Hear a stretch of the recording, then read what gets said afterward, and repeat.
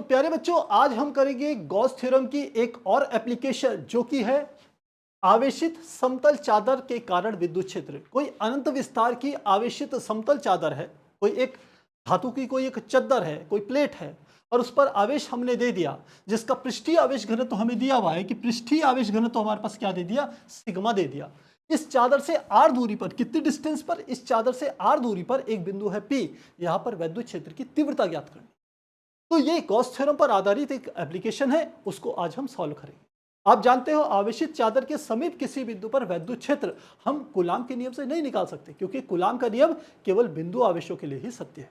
तो यहां हम गॉस थ्योरम का उपयोग करेंगे और गॉस थ्योरम का उपयोग करने के लिए आपको पता है जो मेन इक्वेशन होती है वो होती है हमारी कि phi is equal to E A cos theta बराबर क्या होता है क्यू अपॉन एप्सिलॉन नॉट। ये मेन समीकरण होती है। इसमें इस वाले हिस्से को और एक इस वाले हिस्से को, इन दोनों के मान रख करके आपने सामने रख देते, दोनों के अलग अलग मान निकाल के, और हमारे पास ई का मान आ जाता है। तो चलिए डेरिवेशन को स्टार्ट करते हैं। तो सबसे पहले ये आवेशित मेरे को चादर दे दी और इससे आर दूरी पर एक विद्युत क्षेत्र हमें ज्ञात करना है पी बिंदु पर। तो सबसे पहले हम एक बंद पृष्ठ की कल्पना करेंगे।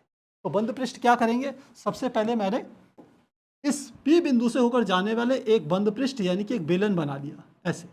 तो बेलन का आकार इस तरीके से होगा, इस तरीके से बेलन बना लिया। जितना मैंने इधर की ओर बनाया इतना ही डिस्टेंस पर ये वाला दूसरा बेलन का दूसरा हिस्सा ऐसे है, ऐसे करके आर पार मैंने बना लिया है। जितना ये आर दूरी पर है वैसे यहां से मध्य बिंदु से इसकी दूरी भी कितनी है, आर। अब इस बेलन से निकलने वाला, हमें जो गॉसी पृष्ठ है बेलन, इससे निकलने वाला कुल फ्लक्स बनाना है। तो फिर से मैंने आपको बताया कि इस बेलन के, यदि मैं यहां बेलन बनाऊं, इस बेलन के तीन पृष्ठ होते हैं। पहला पृष्ठ कौन सा वाला होता है, एक पृष्ठ मान लो ये वाला है, दूसरा पृष्ठ ये वाला है और तीसरा पृष्ठ ये वक्री पृष्ठ है। जैसे मेरा पेन है, इसके जो ऐसे घुमा हुआ पृष्ठ है इसे वक्र पृष्ठ कहते हैं। तीन पृष्ठ है, इन तीन पृष्ठ से आवेश बाहर, वैद्युत क्षेत्र रेखाएं बाहर निकल सकती है और वैद्युत क्षेत्र रेखाओं की संख्या को ही हम क्या कहते हैं, फ्लक्स कहते हैं। इन तीन हिस्सों से तीनों पर अलग अलग फ्लक्स हम निकालेंगे, ठीक है। तो सबसे पहले इस वाले पृष्ठ से निकाल लेते हैं। तो ध्यान देना, यहां पर निकालने के लिए मुझे क्या करना पड़ेगा, थोड़ा सा एक छोटा सा क्षेत्रफल लिया, इतना सा। इस क्षेत्रफल की दिशा क्या होगी, क्षेत्रफल है डी ए और इसकी दिशा पृष्ठ के लंबवत बाहर की ओर है, जिसका मान क्या है, डी ए। ये इसकी दिशा बाहर की ओर है, क्योंकि ये हमारे पास जो चादर है ये धनावेशित है। इससे भी जो विद्युत क्षेत्र निकलेगा उसकी दिशा भी बाहर की ओर होगी। यहाँ पर विद्युत क्षेत्र की दिशा भी ऐसे बाहर की ओर होगी। तो ई का मान यहाँ पर है, तो डी ए ई एक ही दिशा में है, इसलिए थीटा का मान क्या हो जाएगा, 0। तो मान लेते हैं इस हिस्से से जो फ्लक्स निकल रहा है वो कौन सा फ्लक्स है, ये पहला फ्लक्स यहां से निकल रहा है। तो मैं इसको लिख सकता हूं, कुल फ्लक्स मैंने कहा फाई बराबर होगा φ1 प्लस φ2 प्लस φ3।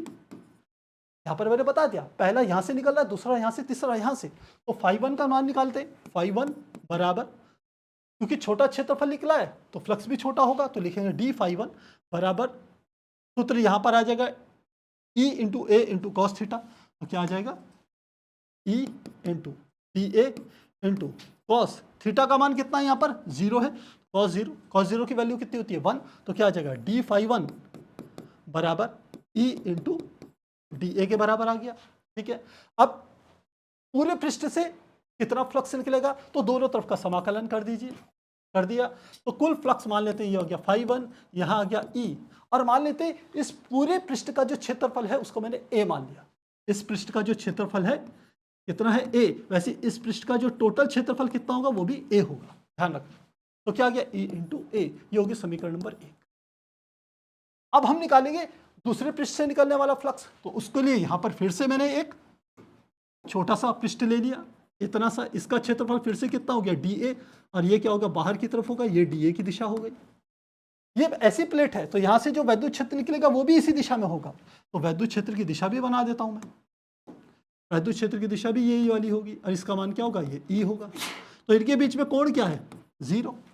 तो दूसरे पृष्ठ से निकलने वाला फ्लक्स क्या हो गया, डी φ2 बराबर E into D A into cos, फिर से थीटा का मान 0, तो 0, कॉस 0 की वैल्यू 1, तो डी φ2 बराबर क्या आ गया, ई इंटू डी। तो ये तो छोटे से हिस्से से फ्लक्स बाहर निकल रहा है, पूरे हिस्से से फ्लक्स निकालना है इस पूरे क्षेत्रफल ए से, तो दोनों तरफ समाकलन कर देंगे। ये समाकलन कर दिया, ये समाकलन कर दिया, तो क्या आ जाएगा, ये समाकलन आ गया फाई 2, ये आ गया ई, और साथ में आ गया समाकलन, साथ में क्या आ गया डी ए। इस पूरे पृष्ठ का क्षेत्रफल फिर से क्या है ए, तो क्या लिख लूंगा फाई 2 बराबर ई इंटू ए के बराबर आ गया, कोई दिक्कत नहीं। ये मान लेते ये थी समीकरण 1, ये समीकरण मैंने क्या ली 2, और ये वाली समीकरण क्या ले ली 3। अब तीसरे बिंदु से निकलने वाला फ्लक्स निकालेंगे, तीसरे बिंदु से निकलने वाला थोड़ा सा फ्लक्स निकालेंगे। यहां पर भी मैंने एक छोटा सा पृष्ठ ले लिया, ये वाला पृष्ठ, सब जगह वही लिया। इसका जो क्षेत्रफल है वो भी डी ए है और उसकी दिशा बाहर की ओर होगी, ये डी ए की दिशा है, क्लियर होगी बात। अब डी ए इस दिशा में, ये प्लेट ऐसी है, तो वैद्युत क्षेत्र क्या होगा इस दिशा में, पृष्ठ के लंबवत बाहर होगा, तो वैद्युत क्षेत्र की दिशा क्या आ जाएगी बेटा, वैद्युत क्षेत्र की दिशा ये वाली होगी, ऐसे होगा, इस दिशा में वैद्युत क्षेत्र होगा ई। इनके बीच का कोण कितना हो गया 90 डिग्री, तो यानी कि थीटा बराबर क्या आ गया 90, तो थीटा बराबर 90, तो फाई 3 डी फाई 3 बराबर E into D A into cos 90, और कॉस 90 की वैल्यू कितनी होती है 0, तो डी फाई 3 बराबर 0, इसका मतलब फाई 3 बराबर क्या आ गया बेटा 0, फाई 3 का मान क्या हो गया 0।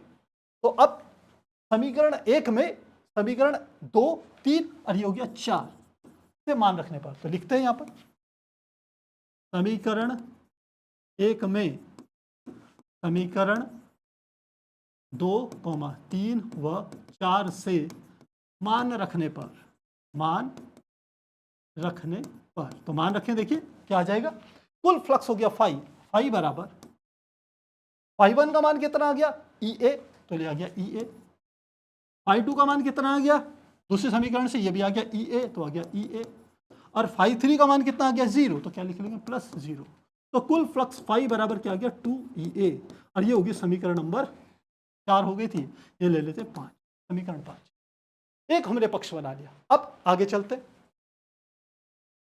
और अब हमने इस तरीके से निकाल लिया है फ्लक्स, अब ये वाली इक्वेशन का यूज करेंगे, तो लिखेंगे गॉस प्रमेय से, गॉस प्रमेय से हम जानते हैं कुल फ्लक्स फाई बराबर क्या होता है Q/ε0, लेकिन हमें इस आवेशित चादर का पृष्ठीय आवेश घनत्व तो पता है सिग्मा, हमें यह नहीं पता है कि आखिर इस पे कुल आवेश कितना है, तो Q को कन्वर्ट करेंगे सिग्मा में, हम जानते हैं चूंकि सिग्मा बराबर होता है Q/A के, और यहां से आ गया Q बराबर सिग्मा इंटू ए के, तो Q का यह मान यहां रखेंगे, तो फाई बराबर क्या आ गया सिग्मा इंटू ए बटे ε0, ये होगी समीकरण नंबर 6।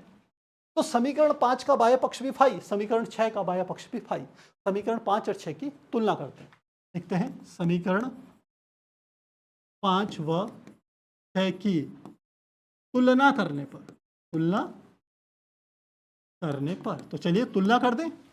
इसका दाएं पक्ष है 2EA, तो यह आ गया 2EA, और इसका दाएं पक्ष है सिग्मा इंटू ए बटे ε0, तो यहाँ ई रहने देते हैं, 2A नीचे चले जाएगा, सिग्मा इंटू ए बटे ε0, और 2A साथ में यहाँ आ गया 2A, तो जो कटता है उसे काट दीजिए, ए से ए काट दिया, तो क्या सूत्र आ गया E बराबर सिग्मा बटे 2ε0, ये हमारे पास वैद्युत क्षेत्र की तीव्रता का सूत्र आ गया किसी अनंत विस्तार की आवेशित चादर के समीप उससे आर दूरी पर। इंपॉर्टेंट बात समझना, सूत्र आया E बराबर सिग्मा बटे 2ε0, इस सूत्र में कहीं पर भी आर नहीं आया, यानी कि वैद्युत क्षेत्र E जो है यह आर पर निर्भर नहीं करता, आर पर निर्भर नहीं करता, इसका मतलब है इस सूत्र में आर नहीं आया, तो यदि समतल आवेशित चादर है अनंत विस्तार की, तो उससे दूरी मायने नहीं रखेगी कितनी डिस्टेंस है, कम है या ज्यादा है,